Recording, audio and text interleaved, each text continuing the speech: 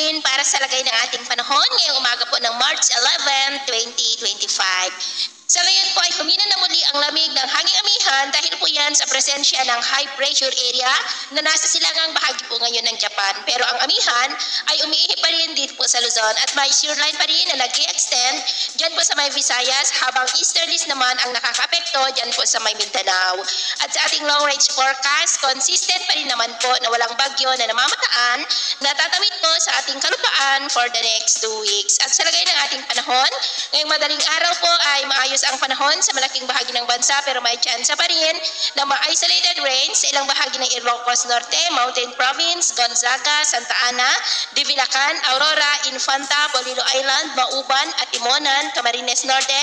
Lobo, Calapan, Eastern Samar, Tacloban, Dulag, Cadiz, Escalante, Bogo, Bislig at Sudu Archipelago. At mamaya po ay sisikat ang araw sa malaking bahagi ng bansa,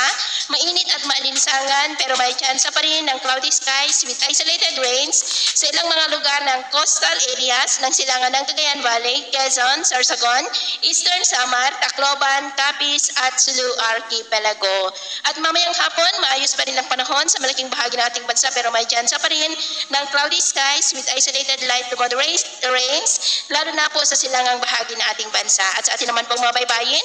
wala po tayong nakataas na gale warning signals pero iba yung pag-ingat lamang po kung papalaot tayo